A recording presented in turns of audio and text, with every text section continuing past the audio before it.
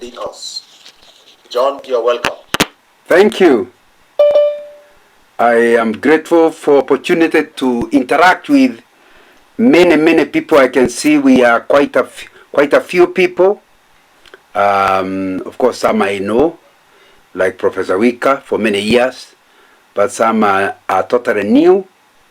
And I just want to repeat part of what you were told last week, that we are trying to develop out of you and out of us people who are transformational leaders. The reason we call them transformational leaders is because they do not enter into an organization and just manage a status quo. If they enter into an organization, their interest is, where should this organization be in the long term? What are the needs of the community it is serving, and how can they serve them better? And then therefore say, this is where we are, this is where we should be. How do we get cooperation from everybody so that we move the whole community from where it is to a new place? Which of course is not an easy thing, because people enjoy the status quo. People don't want to be disturbed, even simple things like where the father's chair is in a home. If a son decides to sit on it, and although the chairs look alike, there will be a problem in that home. So our usual thing as human beings is to settle in what is happening. But because of that, it means communities don't move forward. They just maintain where they are. The reason you are in this training is so that we can move you from just simply being a manager to being somebody who will lead your organization, your community, from what it has been and is to where it should be. Because of the resistance by the community for transformation to move to a new place, it requires very good principles that will make the people you are leading have a buy-in, and so that they agree to go with you. Three things. Number one, to the unknown. People don't want to go to the unknown. Number two, through some challenging process, which would not have been there if they did not want to, they were not trying to go. Number three, they are not sure after the change where they themselves will be located. And that causes them. But you must, as a leader, help them to move to that place. And therefore, this is our discussion. Now, you need to hear why we have picked on character as the first of the principles which you need if you want to be a transformational leader. It's because if you tell me you want to take me somewhere and I'm suspicious of you, I don't trust you, I may even think you want to kill me, I may even think that you want to destroy me, and so I'm unlikely to cooperate, to go with you. So the critical requirement, one of the most important critical requirements for transformational leaders, is that they are trusted by their followers, they are trusted by their team. And nobody will be trusted if their character does not call on people to trust, for them to be trusted. If they are not trustworthy, then you can rest assured that they are not going to be trusted, and that can be quite a problem. So what you're saying, transformational leadership, and again, the seminar requires character right at the beginning. And what do you mean by character? Pursuing personal and public integrity, so that people can trust you, and once they trust you, you now can lead them to where the transformation is directing them to. So that's what we will be discussing today. How can you become somebody people trust? When you tell them jump, they don't ask you why. They ask you how high. They trust you to the extent that whenever you say jump, they believe there is a very important reason you are telling him to jump.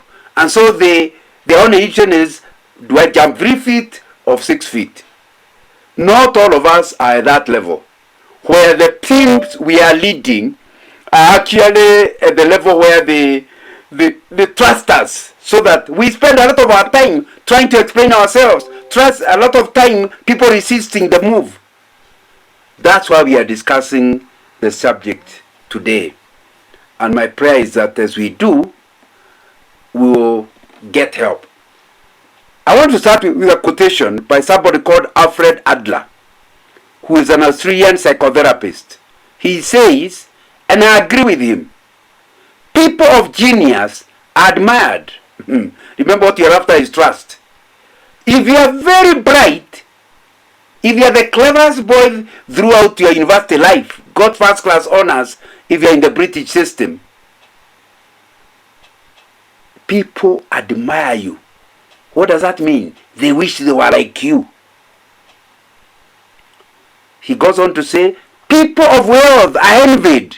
And now, if I can see you come from a very rich family, or you yourself are driving a Mercedes vehicle, and the way you dress, I can tell you really are liquid, like we say in Kenya. Somebody with money is said to be liquid. Now, if that's where you are, it's not that I'll trust you, it's that I'll envy you. How could that money become mine? Let's look at that type of a person. People of power are feared. And remember, when we talk about success, a lot of people think they are successful because they pass the exams. Some think they are successful because they are rich now. Some think they are successful because they are powerful. They are political power. What does it mean? You have the power. People fear you. They do, even when they don't agree with you, they do what you say because they fear the consequences. But none of those three, according to Alfred, will ever endanger people to trust. He says, only people of character are trusted. It is the moment somebody sees you are trustworthy, that you mean good, that you cannot hurt a fly, that basically you love them and care about them, then they trust you. And whether you are rich, whether you are wealthy, whether you are power, those are secondary issues. Primary, can I trust you? It will depend on your character. You know, in this just about 2 hours, we are going to be looking at and defining character. The word character in Greek refers to an engraving instrument. Give me that character. That means something that can engrave. Character is the foundation of transforming leadership. Like I've said, the heart of leadership is the heart of the leader. To lead transformation, the leader should have a character that models the desired change. Character, I want to repeat, is consistent behavior that stems from personalized virtue and values. So, what we are saying then is that if you are a person who has character, the one thing that is certain, you will be consistent, you will be predictable. People say, don't bother asking, my name is John Nganga. Don't bother asking John Nganga that. I can tell you what he will tell you. I know the answer he will give. Can you see? When that happens, you are not asked a lot of questions. People can predict you because you can be trusted and you are consistent. That's what you are talking about when you talk about somebody of character. And I think that's something you need to ask yourself. Is that true of you or not? Is that something that is true of you? Right at this stage, we want to talk about character formation. How do you end up with the kind of character that everybody trusts? You know, character formation is an intentional and ongoing process. It's not something somebody can force onto you. It has to be, I want to be trusted. So you are intentional, and it's a continuous process of heart transformation, your own heart, that positively impacts personal life and leadership effectiveness. So you cannot be of good character accidentally. Because our normal thing is to be tempted to do the easy thing. The person of character promises you, I'm coming to your house tomorrow 3 o'clock. Then it turns out that his boss needs him. He will have to tell the boss, sorry, I'm unable to come at 3 because 3 o'clock I'm seeing so and so. Who is so and so? One of the young boys who is son of a friend of mine. And you want to go there rather than see me? A person of character wants to keep his word. So it's not going to be easy. That's why I'm saying it is not. It is something that you have to deliberately, intentionally go on. And then the trouble with it, like I'll be saying a little later, is that you can be a person of character for 10 years. Then change. It's not permanent and pensionable once you have good character. It means it has to be an ongoing process from your heart. And I think that will be something very important. Positive impact past your personal and leadership effectiveness. Once you know it can affect your leadership and your effectiveness, then you'll be willing to pay the price. I now want us to break into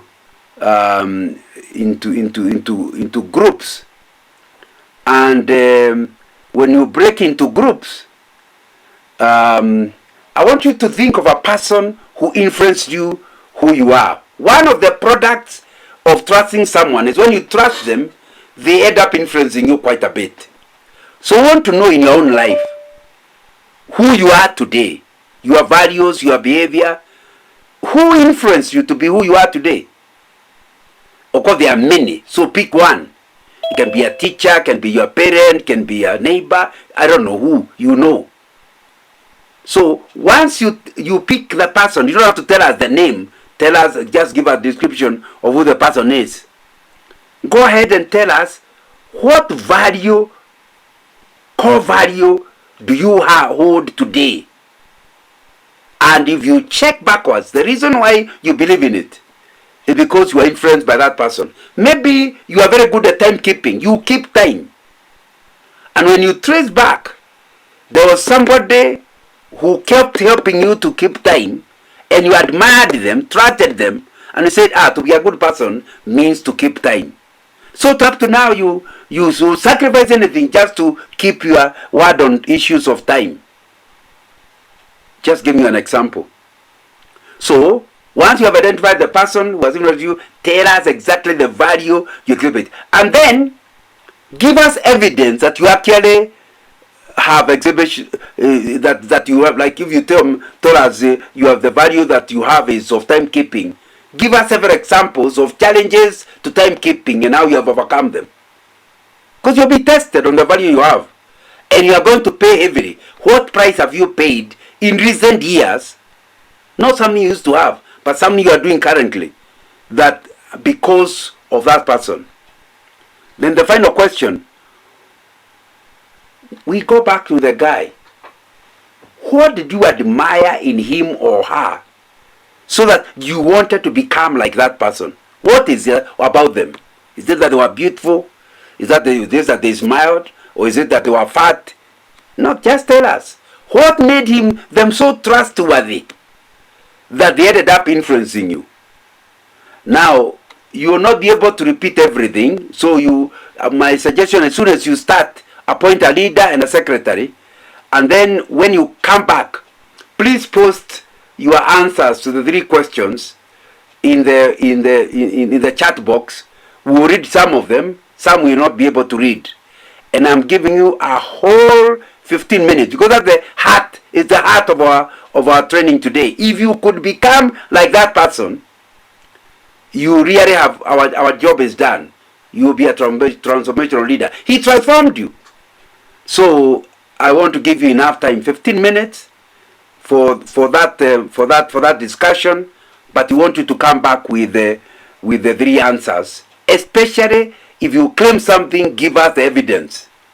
You say, what did you admire? You tell us what it is and tell us how you admired it and why you admired it. Thank you.